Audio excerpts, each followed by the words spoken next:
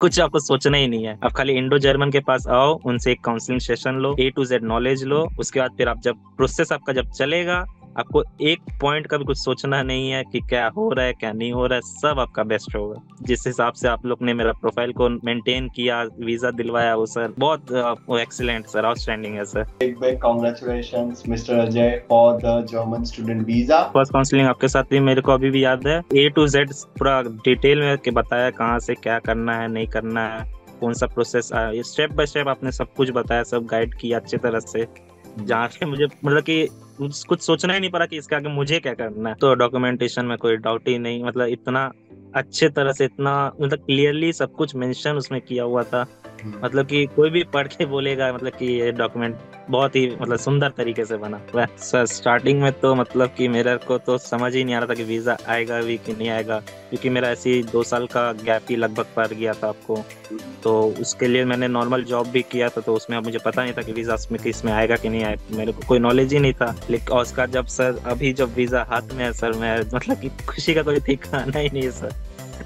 मैंने आपके साथ ही प्रैंक नहीं, मैंने मम्मी के साथ भी प्रैंक किया सर। मैंने मम्मी को भी बोला कि मेरा वीजा नहीं आया। मम्मी का हालत और खराब हो गया उसके बाद। फिर मैंने जब बोला तो वापस बहुत ज्यादा हम लोग खुश हुए। Big big congratulations, Mr. Ajay, for the German student visa. Yes sir, thank you You sir. let us know that how did you plan to study in Germany? Plan कैसे किया जर्मनी का प्लान? सर प्लान का sir कुछ नहीं, मतलब कि पहले ही मतलब बचपन से ही सर था कि विद फॉरेन जाना है। ऊपर से जर्मनी इतना अफोर्डेबल कंट्री है, तो मैंने सोचा कि यहीं पे ट्राई करूं। ये सब ओके, बहुत रिसर्च किया, उसके बाद जाके फिर बोल कंट्री डिसाइड किया कि select. Germany. Okay, so just briefly introduce our viewers, आपका प्रोफाइल क्या है, आपने इंडिया में क्या किया है, आईएलटीएस का स्कोर क्या है, आईएलटीएस में आपको प्रिपरेशन में कितना टाइम लगा, एंड आपका पूरा प्रोफाइल। सर मैंने बैचलर्स किया है 2019 में, 2022 में सॉरी, जहाँ मुझे 8.1 CGPA आया है। और मैंने आइल्स भी इसी ईयर किया था, फरवरी मंथ में, जहाँ मेरा ओवरऑल 6 आया स्कोर। एंड उसके बाद फिर मैंने कॉमर्स बैकग्राउंड से हूँ, इसलिए मैंने MBA कोर्स चूज किया। और उसके बाद फिर मैंने बहुत जगह रिसर्च किया, उसके बाद फिर जाके आपका यूट्यूब में, इंस्टाग्राम में आपका प्रोफाइल मिला, जहाँ पे इतने अच्छे अच्छे रिव्यूज बहुत कुछ थे, जिसके कारण मैंने आपको चूज किया। ओके, लेकिन गॉट आपका सपोर्ट भी अच्छा था सर, बहुत ज्यादा ही, मतलब आपने हेल्पफुल किया।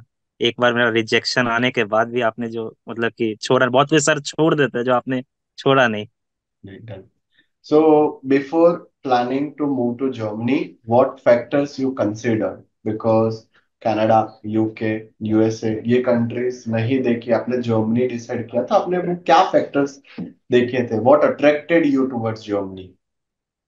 सर जर्मनी मतलब कि वैसा कुछ है नहीं सर मेरे के लिए कि कौन सा कंट्री जाना है। ऐसे मेरे फैमिली में कोई कोई भी बाहर गए नहीं है, तो मेरे लिए मतलब मायने नहीं रखता मैं कोई भी कंट्री जाऊं। जर्मनी चूज करने का एक रीजन ये है सर कि वहाँ पे फीस अफोर्डेबल है, इसके कारण मैंने जर्मनी को चूज किया। ठीक है। हाँ जी अभी सर। और आपको आईएलटीएस की प्रिपरेशन में कितना टाइम लगा था? आपने कितने टाइम में आईएलटीएस का एग्जाम क्लियर कर दिया था? हाँ सर, मैंने आइल्स आपको 2 मंथ या 1.5 मंथ के अंदर में कर दिया। 1.5 से 2 महीने।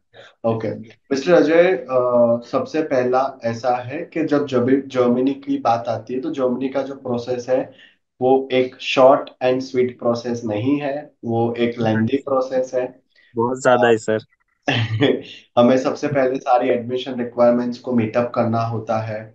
सो वो एडमिशन रिक्वायरमेंट्स मीटअप करने में आपको कितना टाइम लगा, और आप किसी भी स्टूडेंट को क्या एडवाइस देना चाहोगे बिफोर स्टार्टिंग द एप्लीकेशन? क्योंकि ट्रांसक्रिप्ट अरेंज करना, लेटर ऑफ रिकमेंडेशन अरेंज करना, आईएलटीएस का स्कोर अरेंज करना, मीडियम ऑफ इंस्ट्रक्शन का सर्टिफिकेट अरेंज करना, प्रोविजनल डिग्री अरेंज करना, सारा कुछ अरेंज करने के बाद आपका एप्लीकेशन होता है यूनिवर्सिटी में।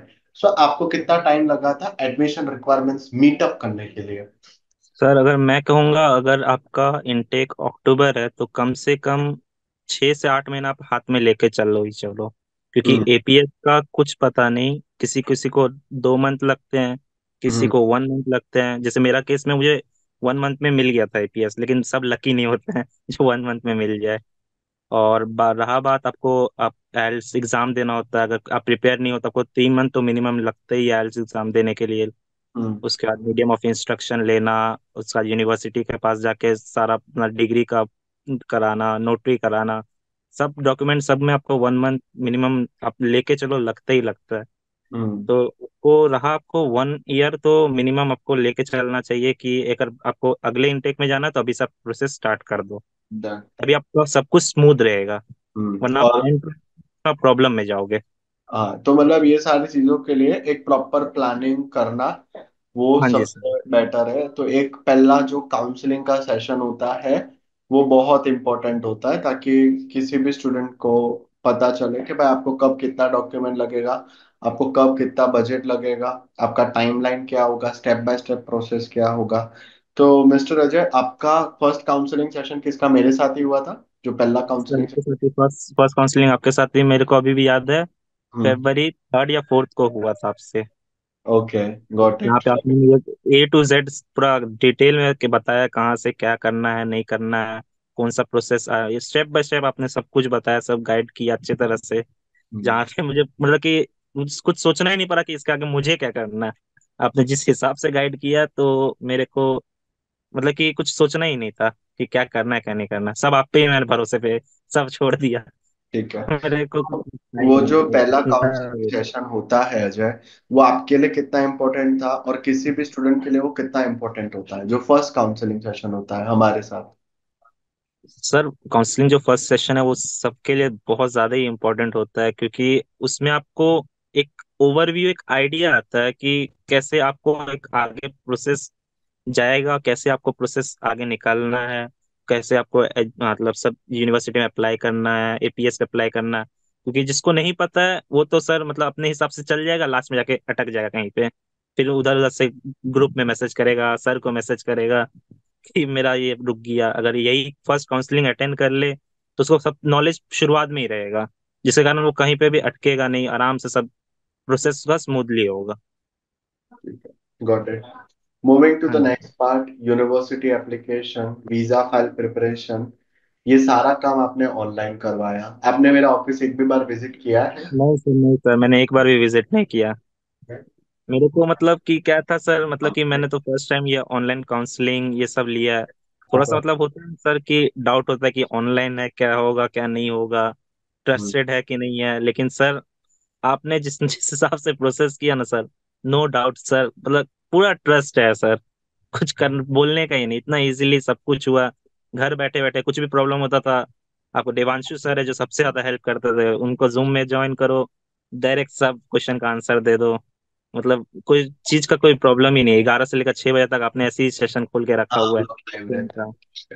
हाँ सो जी कभी सर। भी आपको ऐसा फील नहीं हुआ कि एक ऑनलाइन कंसल्टेशन ले रहे हो, उसकी जगह अगर आप एक ऑफलाइन कंसल्टेशन लेते तो वो आपके लिए ज्यादा बेटर पड़ता, इंस्टेड ऑफ ऑनलाइन कंसल्टेशन? आप बिहार से हो ना? मैं सर कोलकाता से हूँ, लेकिन मतलब तो कि बिहार कोलकाता में। में तो कंसल्टेंट्स है, अपने गुवाहाटी में कंसल्टेंट्स है, नियर बाय आसाम में कंसल्टेंट्स है, हाँ जी तो सर। वो सब छोड़ के फिर ऑनलाइन आपने लिया। हाँ सर, ये बात मैं बोलना चाहूंगा, मतलब कि शुरुआत में ना, मतलब कि मेरे इसमें बहुत ज्यादा ही कंफ्यूज था, ऑनलाइन लूं ऑफलाइन लूं किधर जाऊं, मतलब बहुत ज्यादा ही मैंने रिसर्च किया। उसके बाद फिर मैंने जब आपका यूट्यूब में देखा, इतने सारे स्टूडेंट का रिव्यू देखा, तो मतलब कि एक मतलब होता है ना सर, अंदर से ही बिलीफ आता है कि हाँ ये मेरा फाइल अच्छी तरह से प्रोसेस हो जाएगा यहाँ से। तो बस सर मतलब कि मैंने भगवान का नाम लिया और और आपसे ज्वाइन कर लिया। ओके। और हाँ ये जी सर। जानने में एक कंसल्टेंट का रिक्वायरमेंट आपको क्यों पड़ता है, कि आपको क्यों लगा कि नहीं, मुझे जर्मनी का जो प्रोसेस करना है उसमें मुझे एक कंसल्टेंट का रिक्वायरमेंट रहेगा, ये आपको क्यों, आपने क्यों कंसल्टेंट हायर किया, खुद प्रोसेस क्यों नहीं देखा? सर मेरे हिसाब से एक कंसल्टेंट का होना इसलिए जरूरी है, जैसे सर कोई स्टूडेंट को अगर कोई चीज में गाइडेंस चाहिए होता है तो एक टीचर का जरूरत होता है। वैसे ही सर आप एक अब्रॉड कंट्री ऐसे जगह जा रहे हो जहाँ पे आपको 1% का नॉलेज नहीं है, वहाँ पे आपके साथ क्या होगा क्या नहीं होगा। तो अगर आपके पीछे किसी का हाथ हो तो आपको एक गाइडेंस मिलता है कि कहीं पे आप कुछ गलती ना कर बैठो। और वही कंसल्टेंट का काम होता है जो आपको A to Z पूरा करेक्ट गाइडेंस, सब कुछ एक क्लियरली बताते हैं, जिसके कारण आप कहीं पे भी कोई प्रॉब्लम नहीं फंसते हो। ठीक, गॉट इट। हाँ। मेन पूरे प्रोसेस का सबसे मेन टर्म रहता है वीजा फाइल प्रिपरेशन। वीजा का सीवी, वीजा का SOP, cover letter, finance overview, और पूरा वीजा फाइल का प्रेजेंटेशन। तो वो आपको हमारे यहाँ से कैसा लगा, कंप्लीट वीजा फाइल? हाँ सर, मेरे को तो डॉक्यूमेंटेशन में कोई डाउट ही नहीं, मतलब इतना अच्छे तरह से, इतना मतलब क्लियरली सब कुछ मेंशन उसमें किया हुआ था। हम्म। मतलब कि कोई भी पढ़ के बोलेगा मतलब कि ये डॉक्यूमेंट बहुत ही मतलब सुंदर तरीके से बना हुआ है। मतलब हम्म। इतने A to Z आपने जो एक एक चीज को मतलब कि मेंशन किया कि कैसे मैंने स्कूलिंग किया, कॉलेज किया, मैंने क्या एक्टिविटीज किया, मैंने क्या जॉब किया, A to Z मतलब सब एक्सप्लेन जितने क्लियरली आपने मेंशन किया है। मतलब कोई डाउट ही नहीं होता कि वो SOP कुछ प्रॉब्लम करेगा या कुछ प्रॉब्लम होगा। डन। आपका हाँ मेरे पे जी। कॉल आया, आपने मेरे को यही बोला था। उल्टा आपने मेरे को प्रैंक किया कि मेरा वीजा नहीं आया है सर, एसओपी का प्रॉब्लम आ सर, गया। मैं देख बस बोला इसी का ये प्लान कैसे हो करो सकता सर। है। एंड यू सेड नहीं सर, मेरा वीजा आ गया है, मैं जस्ट हाँ मजाक कर रहा हूँ। मैंने बोला ठीक है, गॉट इट। अभी how was the feeling, first feeling जब आपके हाथ में वीजा आया? तो फर्स्ट फीलिंग क्या था, स्टार्टिंग फ्रॉम के जब इनिशियल डेज जब आप हमसे कनेक्ट हुए प्रोसेस शुरू करने के लिए, कि मुझे प्रोसेस शुरू करना है, और जब फाइनली जब आपके हाथ में वीजा आया, so from initial days till getting your visa, जब वीजा हाथ में आया तो what was your feeling? Sir, starting में तो मतलब कि मेरे को तो समझ ही नहीं आ रहा था कि वीजा आएगा भी कि नहीं आएगा, क्योंकि मेरा ऐसे ही 2 साल का गैप ही लगभग पड़ गया था आपको। तो उसके लिए मैंने नॉर्मल जॉब भी किया था, तो उसमें अब मुझे पता नहीं था कि वीजा में किस में आएगा कि नहीं आएगा, मेरे को कोई नॉलेज ही नहीं था। लेकिन और उसका जब सर अभी जब वीजा हाथ में है सर, मैं मतलब कि खुशी का कोई ठिकाना ही नहीं है सर। मैंने आपके साथ ही प्रैंक नहीं, मैंने मम्मी के साथ भी प्रैंक किया सर। मैंने मम्मी को भी बोला कि मेरा वीजा नहीं आया। उस मम्मी का हालत और खराब हो गया उसके बाद। फिर मैंने जब बोला तो वापस बहुत ज्यादा हम लोग खुश हुए, फिर अच्छी तरह से सब कुछ किया। हम्म, ठीक है, got it. And what is the select, what is the reason you selected Berlin in Germany? बहुत सारी सिटीज है, सो हाँ जी सर। आपने बर्लिन क्यों सिलेक्ट किया? What made you attracted towards Berlin Germany सबसे पहले? सर बर्लिन सर मतलब कि वो हार्ट सिटी है सर, वो सबका फेवरेट है सर। मतलब बाकी कोई सिटी का नाम आप सुनो ना सुनो, बर्लिन का नाम आप सुनोगे ही सुनोगे सर। वहाँ पे पब्लिक ट्रांसपोर्ट, वहाँ का यूनिवर्सिटीज, सब सर A1 है वहाँ के। और सबसे जो मेन रीजन है सर, वहाँ पे लैंग्वेज बैरियर नहीं है। वहाँ पे इंग्लिश में आराम से बात कर सकते हो, हिंदी में भी कर सकते हो, क्योंकि वहाँ पे मोस्टली अब हिंदी स्टूडेंट आपको आराम से मिलेंगे। तो हम्म, जिसको इंग्लिश में थोड़ा बहुत दिक्कत आता है तो वो आराम से वो आप बात कर सकते हैं किसी से भी। तो गॉट लैंग्वेज बैरियर आप अपने फेस करोगे। ओके।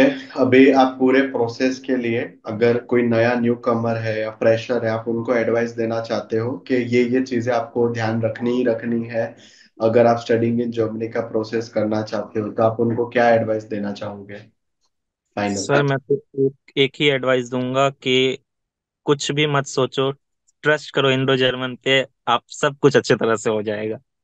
और कुछ आपको सोचना ही नहीं है। आप खाली इंडो जर्मन के पास आओ, उनसे एक काउंसलिंग सेशन लो, A to Z नॉलेज लो। उसके बाद फिर आप जब प्रोसेस आपका जब चलेगा, आपको एक पॉइंट का भी कुछ सोचना नहीं है कि क्या हो रहा है क्या नहीं हो रहा है, सब आपका बेस्ट होगा। और आप हमारी सर्विसेज को रेटिंग क्या देना चाहोगे, starting from counselling till this accommodation support? अभी आप जो फैनिल और त्यागी को कनेक्ट करोगे फॉर द एकोमोडेशन, तो पूरी जर्नी का आपका रेटिंग क्या देना चाहोगे हमारे को? अगर 10 में से 15 देना पड़े तो मैं 15 देना चाहूंगा सर।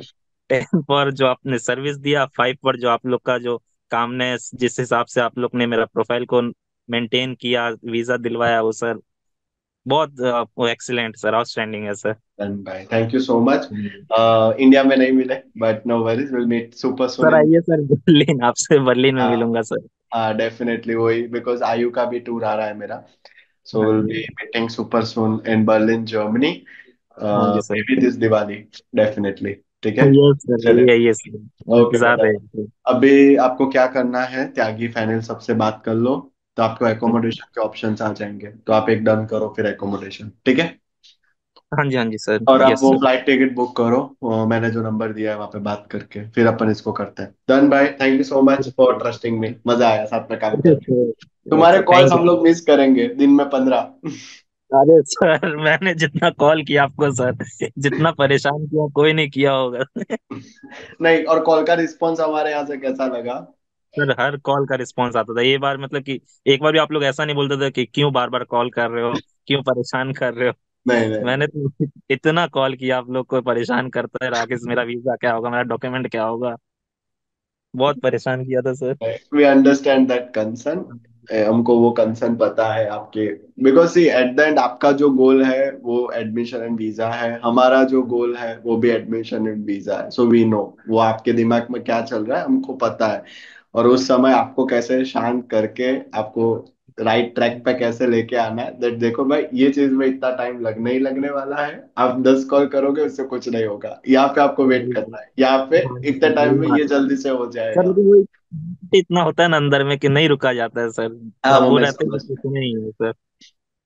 समझ गया ब्रदर। चलो मिलते हैं अभी अपना, आप बात कर लो फैनिल एंड ऑल से, ठीक है? हाँ जी, हाँ जी सर, ठीक है।